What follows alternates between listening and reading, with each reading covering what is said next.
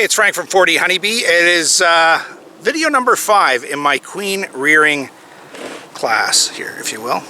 It's the day that I got to pull the queens out of that hive and put them in all of the nukes and splits that I've done, or the hives that are queenless in general. We got 15, if you saw my video last week. I had a lot of difficulty with numbers. Got 15 queen cells, and I've got probably about 11 hives that need them, so I won't be able to put 2 in every hive, but I'll put 2 in some and 1 in others, and I'm gonna bring them over here. I'm actually anxious about this part because removing I've never removed the capped cells from the cell building plastic frame, which I know is just going to be friction. It should be easy enough, but I'm just worried that that's a time I could damage bees if I'm not careful for it. So got a little setup here. I'm just going to leave the camera right here ish. Let's see if it's going to work here. Yeah, I'm going to leave it right here. Just barely hanging on so that you can see me at that other hive, and then I'll be right back with the bees right here.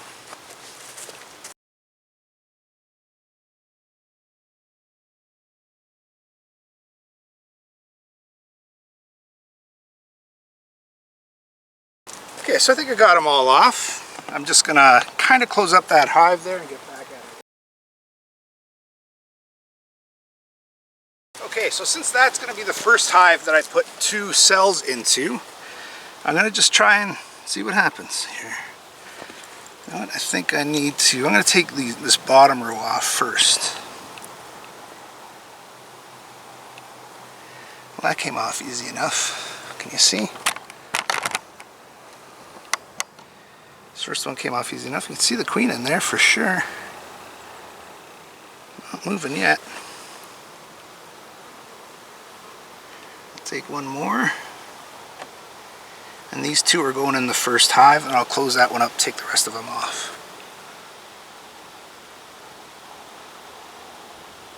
Kind of small, but I'm gonna have to do. I can definitely see a developed queen in there. See how dark she is.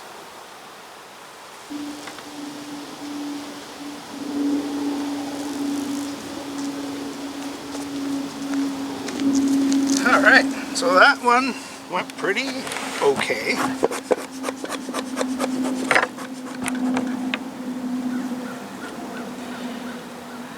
Now I think what I'm going to do is just remove them all. I've got these kind of egg cartons here, and I just don't want them, I don't want to tip them upside down at all. I want to keep them upright. I don't really want anything to pressure them, so we'll just drop them in like so. They're coming out really easily. You can see how I'm putting them in there.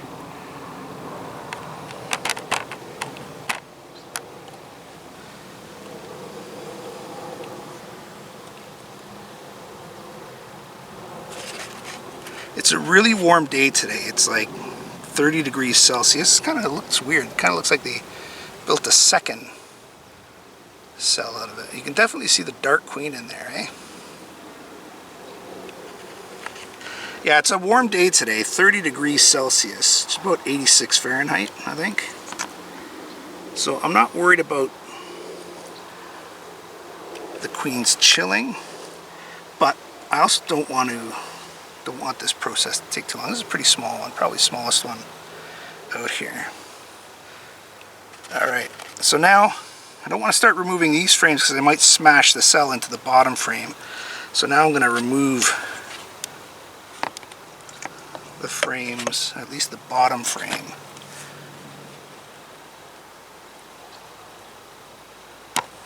There, that went alright.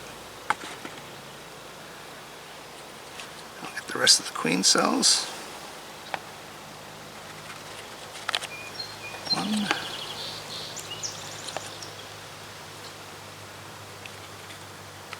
2.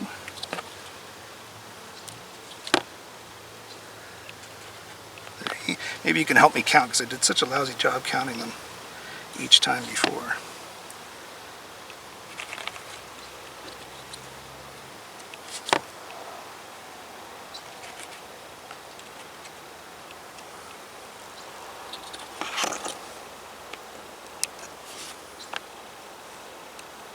All right. So there we go. We got them all out. With minimal hassle. Here I've got 1, 2, 3, 4, 5, 6, 7, 8, 9, 10, 11, 12, 13, and I've already put 2 away, so that's 15. Now I'm going to take the next 2, I'm going to put over here in this box, and I'm going to do something a little different on this box. Hang on a sec. Okay, so for this hive, what happened was I took the queen away because it was showing a lot of swarming tendencies. So, and the queen was laying really nicely in all 3 brood boxes. So what I'm going to do is I'm going to put 1 queen in the bottom box, 1 queen in the very top box, and I'm going to put the queen excluder between them. And see if maybe both queens will exist as a demarrase split. Wow. Looks like a queen there. Alright, so we'll see how that works. Don't know, never done it before, but got very little to lose, I figure. Alright, first step is take this box off.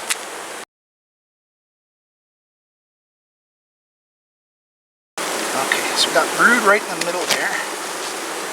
So that's where we're going to set 1 queen.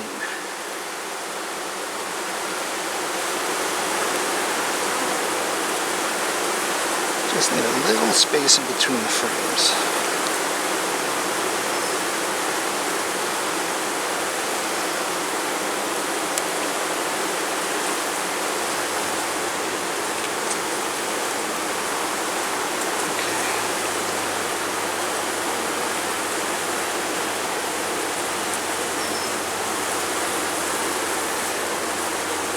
Okay, that's got her in there just right.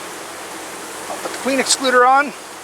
Virgin queens can probably make their way through the queen excluder, so there's no guarantee that this is going to work, but I just thought, hey, this might be a way to get 2 queens out of 1 box, and then if it does work and the queens emerge and get pregnant, start laying and such, then I could just do a walk-away split. I could just take away the top box, and we're laughing. Just trying to experiment with different things here.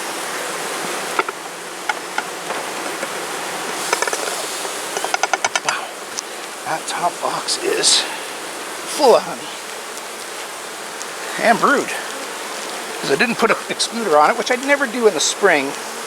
I start doing the excluders now, just basically as we head into June to July. Alright, so we're going to put a queen on here. They've got brood all over this top box. Well, not all over, I guess more in the middle.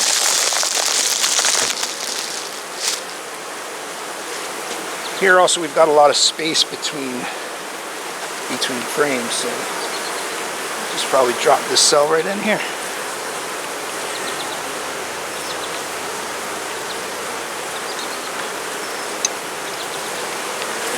Let's give you a good look at what's going on there.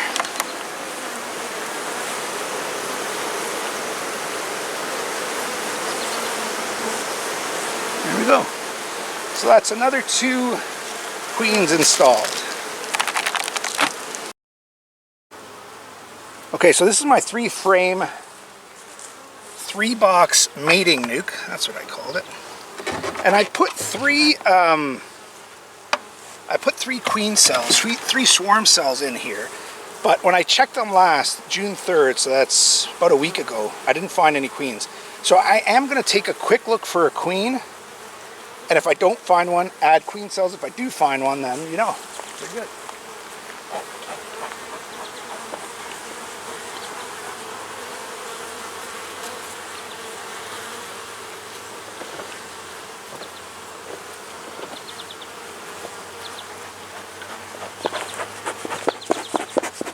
It's a long shot, but you never know. It's worth having a look. Might save a queen or 2.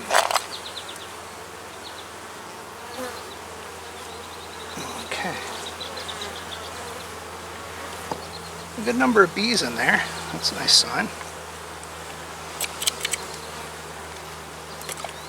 You know what? I think I gotta separate them first. Here is my hive tool. Imagine that. Come on. Okay. As I recall, these are pretty tight. I gotta just break them up a little bit before I try and pull on them.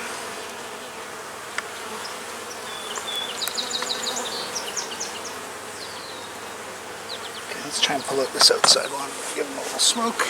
It's very well behaved. I mean, they're certainly not really behaving like they're queenless.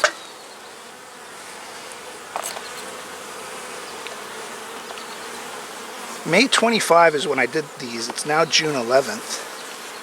So it's been a solid 3 weeks. More than enough time for queen to go out and get mated. But you never know. Let's see what we see here. Nice open cells for her to lay. This side is really nice. Oh, there's larvae in there. Oh no, there isn't. It's so funny, like, look at the reflection of nectar and it's curled and it looks like larvae. But it isn't upon closer inspection. With virgin queens and young queens, they're a little harder to spot because they're smaller, but they run around an awful lot more. They're literally usually sprinting around the frames of the hives looking for stuff to do. This one they're just filling with nectar.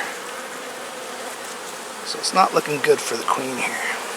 This side is nectar as well. Have a good look for a queen. But I think we're going to say it's queenless and just add a frame here. And there's a lot of hatched out brood, freshly hatched out brood. There's a good number of bees in here, so there's a chance. It's not an ideal split. You'd like to have some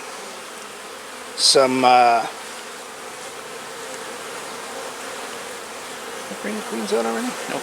I'd like to have some more brood in here, but I mean it just hatched out, so it's gonna have to do. All right, let's get the other frame in, and we will bring a queen over.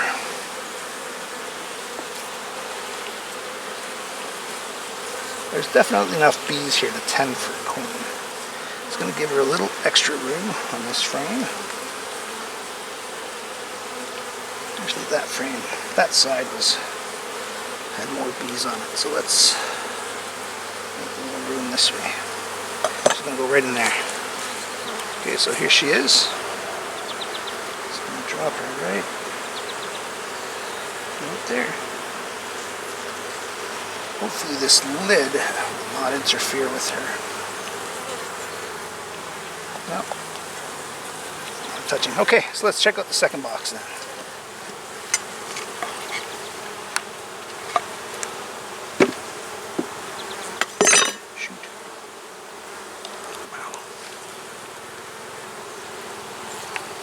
Drawing it out nicely. Again, decent number of bees in here. Sorry about that, guys. Yeah, just making this be a beautiful frame for her to lay on. Honey on the top, nothing on the inside. Let's see if we can find a queen here. No queen, but it's a beautiful frame for a queen if they had one. Let's see what the next one looks like.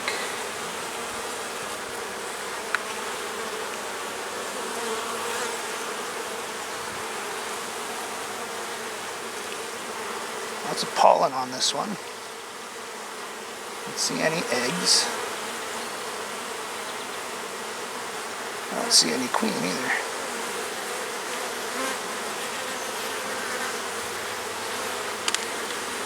And this has still got brood hatching out, so. Oh, is that? There's the queen right there. There she is. Look at that. There she is right here. Look. There's queen right there. Beautiful. Nice big carniolan queen. Beautiful. Alright, let's get her down in there. Don't bother her anymore.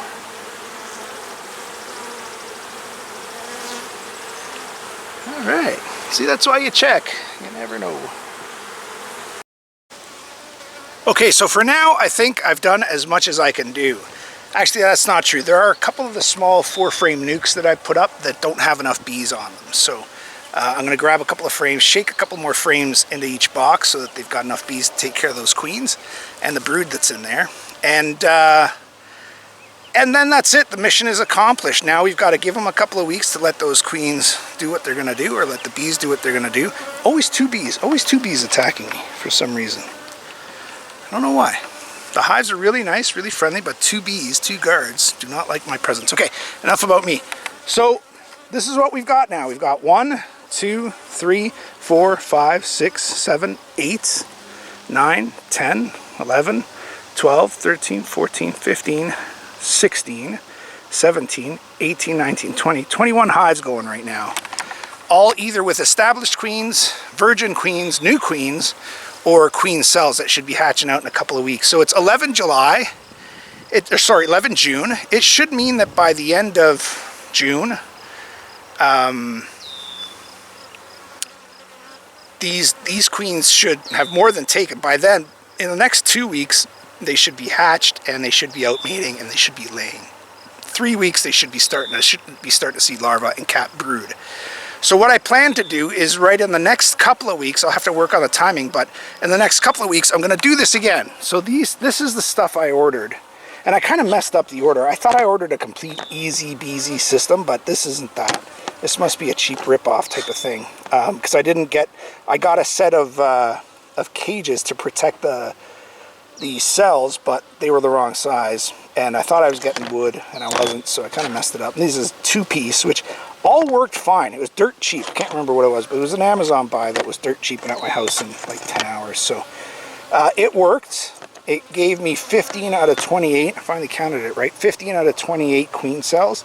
So I'll continue using them. So anyway, what I was getting at was that in the next couple of weeks, I'll take my other queen, my other set of genetics that I want to perpetuate through the hive, and I will do the same graft with her. I'll graft 28 queens again, because by then, a lot of these will not have taken, or the queens will left, or some queens will swarm. And you can see, like, that's a good sign that that hive is pretty busy, and so is that one. So you got to take action on those. So anyway, the second round of grafting will be with the other line of genetics that I want to put in this yard, so that we know we just end up with 2 lines of genetics. You don't really, unless you're doing artificial insemination, you really don't know who mates with your queens, but at least you know half of the genetics, because you know which queens you're grafting, right?